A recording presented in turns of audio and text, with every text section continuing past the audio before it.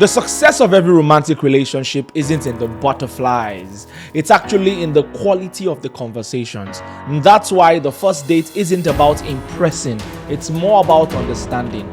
The question is, are you truly compatible beyond all the surface talk? In this episode of Mindscale, I'm going to be telling you the 7 most important questions to ask on a first date. So dear romantic, you shouldn't miss this one. Join me.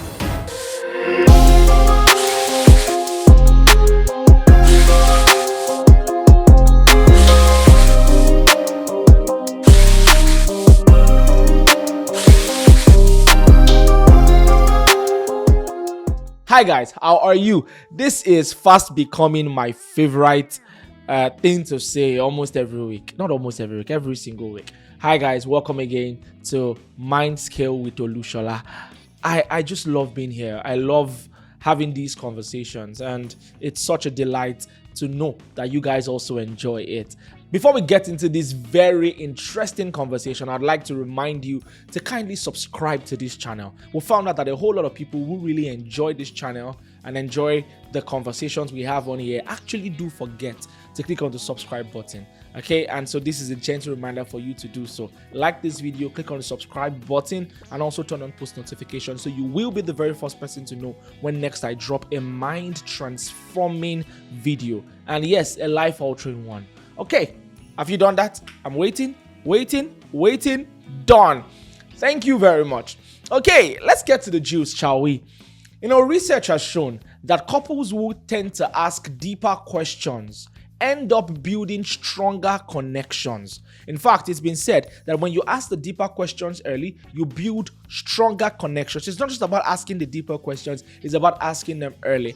This was actually by the Journal of Social and Personal Relationship in 2018. And this is important because asking the right questions on a first date ends up saving you from months of wrong assumptions. Yup. First dates, in my opinion, have actually been abused for the longest. Many people think it's time to ask, what's your favorite color? What do you eat? What's this? What's that? Tell me about your upbringing. Those things are nice, but I think there are deeper questions to ask when on a first date with someone. I say this because if you're like me, when I was in the dating pool, I was dating purposefully. And so if like me, you are currently looking to get into a purposeful relationship, then that purpose must show in the kind of questions that you ask on dates. I think for some of you, you'll be expecting me to directly talk about finances, directly talk about even things like spirituality, directly talk about things like sex life and many more things, and the kind of sex life they hope to have in the future. But what if I told you that there are deeper questions to ask on the first date that will end up revealing these things without necessarily going directly? For you, it's even deeper. And so I have a guide. I have 7 different questions that I hope will help you reveal the quality of the current person you're in contact with. So let's get right into it as fast as possible. 7 first date questions that actually matter.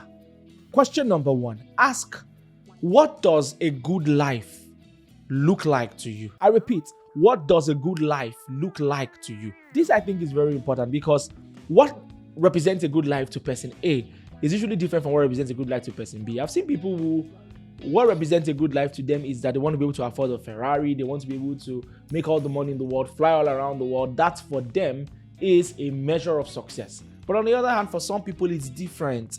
It's absolutely different. They just want to be comfortable. They are more family oriented and will prefer family around, even if it means less money to them. And so asking this question reveals a lot. It reveals the person's vision, it reveals the person's values, it also reveals the person's priority. Vision, values, priority. Vision in the sense that you now catch a glimpse of what they hope to achieve in life, right? But secondly, also, it reveals their values. It reveals the things that are most important to them. For some people, like I said, for them, it's all the money in the world that's important to them. But for some others, it's family. For some others, it's character. For some others, it's deep stuff that are of priority to them. And so it reveals priority. Priority. So when someone tells you what a good life means to them, you can already tell and read in between the lines what they value. What they value, is it a relationship with God or is it a love for money? All of these and more will be revealed when you ask such a question. And that leads me to question number 2. Question number 2 is, ask the person, how do you know a relationship is healthy and purposeful? I repeat, how do you know this relationship, hopefully, if we get into it, will be healthy and purposeful? This particular one, I would say, reveals a lot. Because to some people, the quality of a relationship is determined by how many rounds of sex they have premaritally.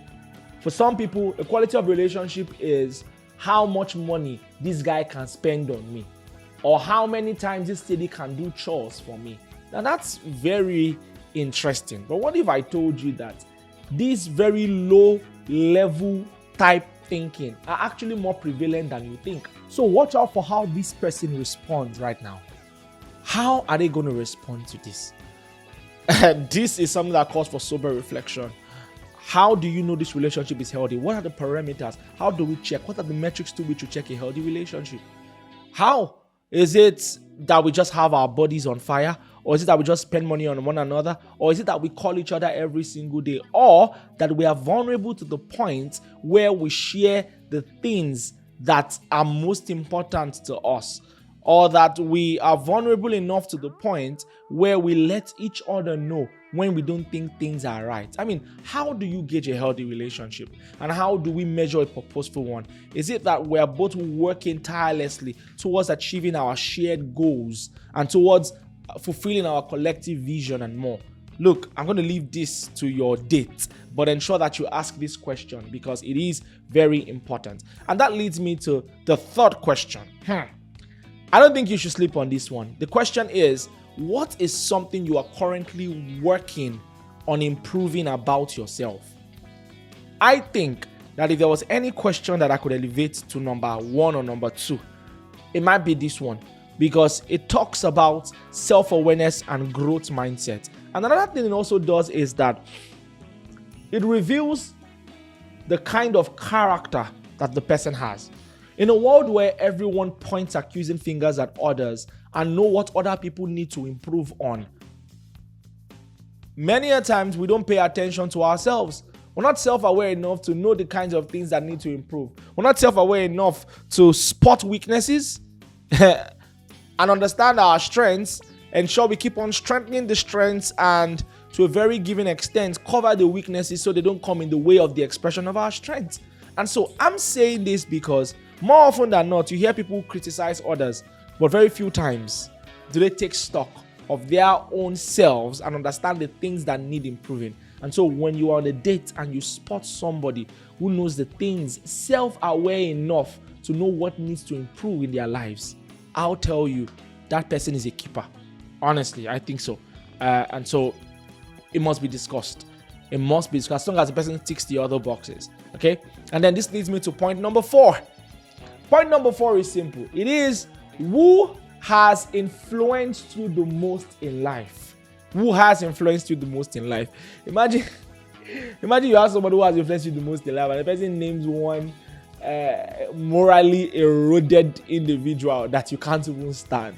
That would say a lot. And so the response that anyone gives you to stuff like this will literally give you their insight. It gives you insight into their backgrounds, okay, and principles. It gives you insight into their backgrounds and their principles. And by the way, I have another video that I'm going to tag to this, or at the end of this video, that I think you should watch, where I talked about the money questions to ask before getting married. Okay, this is a very important video, by the way. You should watch it. I talked about how money is very important. And so, still talking about the influences in your life, okay, this question will reveal and give insight into their background and their principles. Many times could be money related, because money conversations are, in my opinion, the make or mar relationship conversations. But I'm just saying, for first date, ask, who's the greatest influence in your life? And when they tell you, say, how has that person influenced you? Whatever they tell you the person has, whatever they hold on to the most to be the greatest impulses for influence from that person, I would say you should embrace it, okay? And know that that's what they value the most. And that tells you a lot about the person. This is important. And that leads me to the question number 5 that I think is very important. It is, how do you handle stress and pressure? How do you handle stress and pressure? Now, this particular question is interesting because I think that one of the major, factors that are responsible for conflict in relationships and even marriages is the ability to handle stress and pressure. We all face pressure in our daily lives. Men face pressure, women face pressures. Every single one of us face pressures. The pressures can come externally, it could come from work, it could come from family. Sometimes also the pressure is internal in terms of our expectations of ourselves and all of our goals, aspirations, and hopes, literally. But the question is not if pressure is existent or not, it is how you handle the pressure. And this gives clues about emotional intelligence. The emotional intelligence of the person you're about to get into a romantic relationship with. Because there are some people that the moment they are stressed and pressured, everybody must feel the heat in the house. The moment something is wrong with them, they blame every other person apart from themselves. And so ask, how do they handle stress and pressure? Are there practical steps? Are there practical ways they handle stress and pressure? Do they just blame other people? Do they project or do they transfer aggression? These and more are things that you must talk about. Once again, it will give clues about the emotional intelligence of the person that you are about to get into a relationship or potential relationship with. I hope this helps. And that leads me to the penultimate question that I think you should be asking. This one is actually just as important as the rest. It is, how do you handle forgiveness when mistakes happen? Remember, I said when mistakes happen, I did not say if mistakes happen, because mistakes will happen. Because there's no way you're going to be in a romantic relationship with somebody that you will not have arguments. In fact, you must have arguments. You must have uncomfortable conversations, because uncomfortable conversations are necessary for comfortable relationships, like a sage once said. And so asking questions like this will teach you the emotional wisdom once again, right, about this person, and also demonstrates how they would respond to conflict or pain. Okay, for some, they avoid conflict altogether. They avoid it. When you offend them, they run away. And then they hold that grudge against you, but can't really confront you about it. And whether you like it or not, that's unhealthy. It's not maturity. It is actually childishness. Okay, so ask questions. How do you handle forgiveness when mistakes happen? Do you forgive? If I keep apologizing to you, how are you going to react? How would you behave? And many more. I think it's very important. Very, very, very important. So I think you should pay attention to it. Ask the person a question, and also ask about other instances in their lives where they've had to deal with some measure of pain and how they were able to pull through that instance. And finally, number 7 question. This is very important and I want you to pay attention. It is, what's your plan for this relationship? Now, by what's your plan for this relationship is that you want the person to expose their playbook to you. Here's what I mean.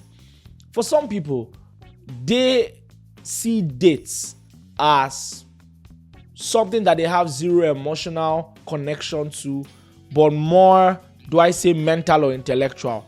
Here's how they see dates. They see going on dates as going for an interview, right? Or being on an interview panel and you're trying to interview the next candidate to know if the person is the best fit. Don't get me wrong, there's an aspect to going on dates that is that. But on some other part, there also has to be some given level of emotional connection. By emotional connection, you must see the person as a prospect. A prospect, somebody that you're willing to let on, you're willing to let into your heart, at least at the very beginning. And so don't just go on dates because it seems like the next cool thing to do. And so don't just go on dates because you're bored. Go on dates because you're on a mission. You're on a mission to actually finding love and building a romantic relationship with someone. I'm saying this because for some people, that's not the case. They're just doing it because it's vibes. They're just doing these things because it's the next cool thing to do. Just doing this thing because maybe they want to increase their body count. And so I think it's okay to ask, are you in this for the long haul? Are you planning to go in something for the long haul, or you just want to have a good time? And if you want to have a good time, what does good time mean to you? Does good time mean when we're done at this lunch date or dinner date, you're going to take me to your house? I'm not interested in that. I want something stronger and something deeper. You have to be clear. I'm saying this because uncommunicated expectation are actually some of the leading causes of heartbreak. And so you are on a date trying to find love and find the next best thing since sliced bread. But the person you've been talking to all day just wants to get laid, and that's a problem. And so you must communicate it. What's this thing? Are you feeling a connection? Are you open to a second date, or would you just call it quits here? This is very important. And it is at this juncture that I hope that you've been able to hold on to these 7 questions that I have presented to you. And I personally hope that it helps. Now, these are not all the 7 questions, but I think, in my opinion, that 7 most important questions, because embedded in each and every one of these questions will be other answers that would explain more things. So if you're passionate about things that are related to their maybe love for God, their religion, their values, either tribal, financial, whatever it is, you will find, when they expound on their values to you, what they can't compromise on, and so many more things. So I really do hope that this has helped you. And if it really has, why not share it with someone? But before you do it, you yourself like this post so the algorithm can show it to more people. But after you like, also ensure that you comment, letting me know if this has helped in any way, shape, or form. And also do not forget to subscribe to this channel. Subscribe. And do not forget to turn on post notifications so you'll be the very first person to know when next I drop another video. Thank you so much, and I'm going to see you in the next episode of Mindscale with Olushola. Ireo.